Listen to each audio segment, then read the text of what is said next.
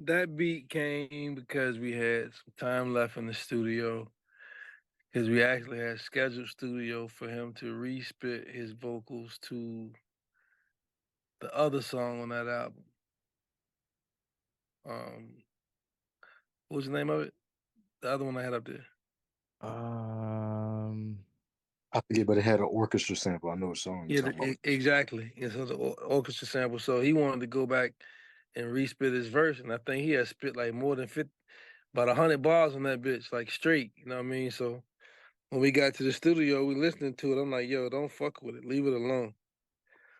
So he like, yo, we got 3 hours left in the studio. What we gonna do? And we did Girls All Pause in that 3 hours. I did the beat on the spot. Nate Dogg was right there. Nate Dogg did the hook.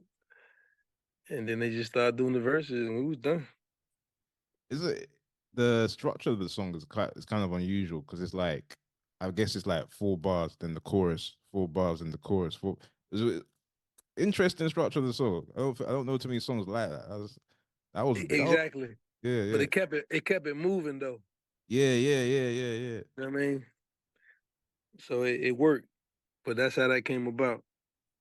And then of course you know you got the legendary Nate Dogg, famous for his hooks.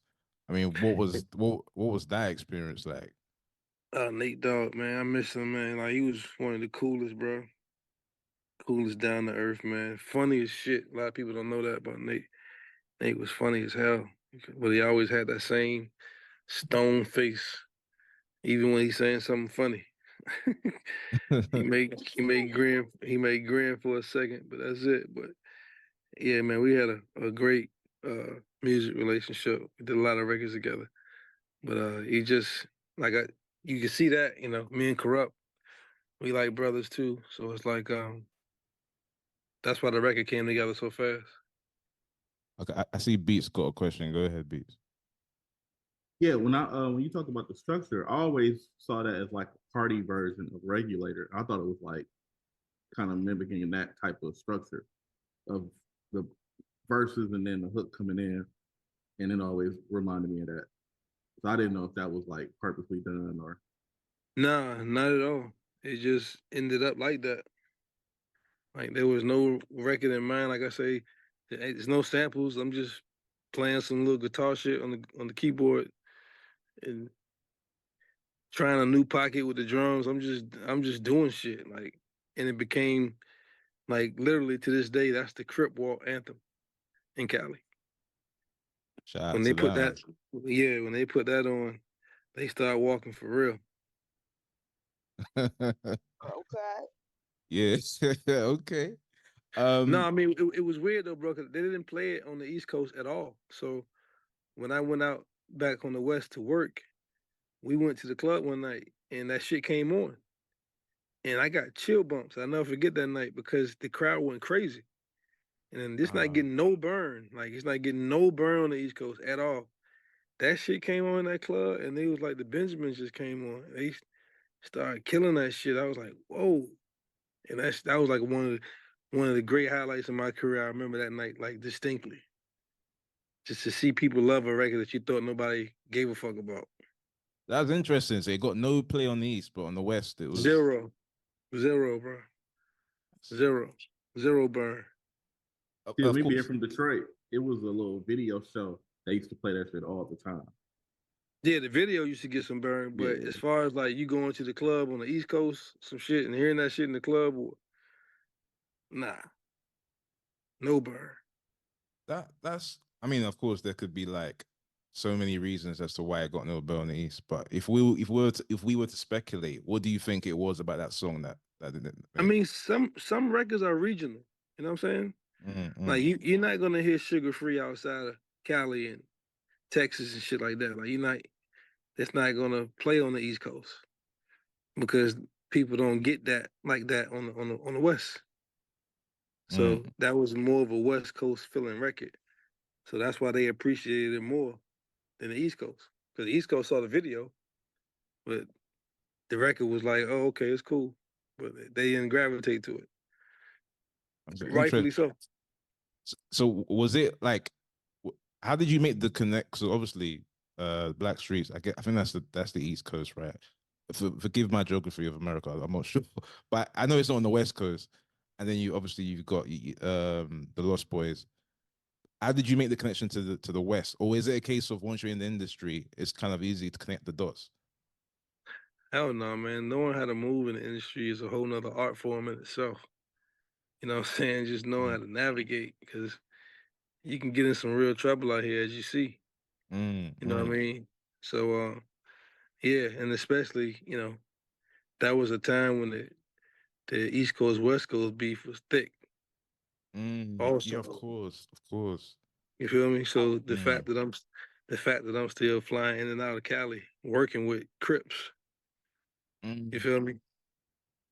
Still doing Rockefeller shit and all that, like Kurupt and Exhibit and Nate, like they fuck with me, and they just make sure nobody fuck with me, nobody touch me. But I had a good rapport with a lot of people, just off, just the vibe, you know what I mean? So it wasn't nothing crazy. Wow, Of all right. course, almost got robbed a couple of times, but other than that, I'm cool. Oh, wait, in Cali. Yeah, absolutely. But That's they come with the game, brother. You want damn. you want to wear juice? What's up, T? I see T's got a hand up. Yeah, no, actually, I was just about to say all of that.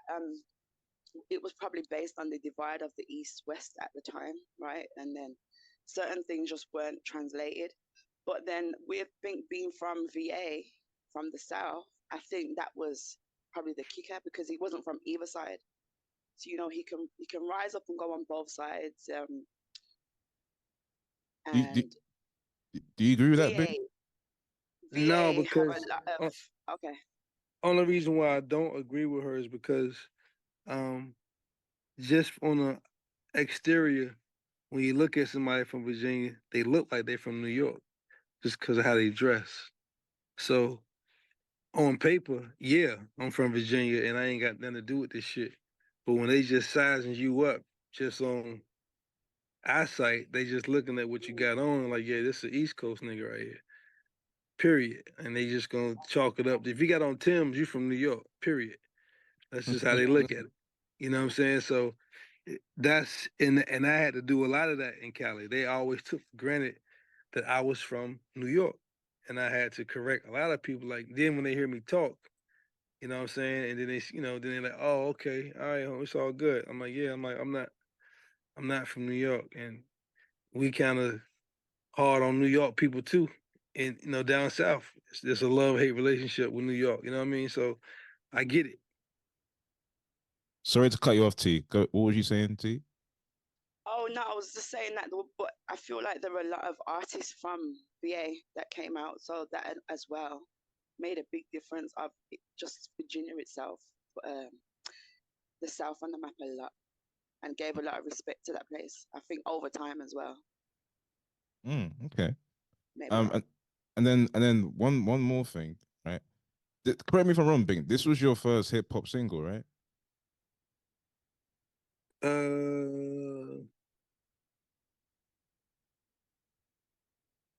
Maybe, maybe, yeah, Not maybe. East first. Play around. No, Lil C's was first. That's right. Lil C's was before that, way before that. What year was Little C's? Man, Lil C's was super early. Lil C's was probably 97, 98. And I think I think Girls I on Pause think was it was 99. I think it came out the same year.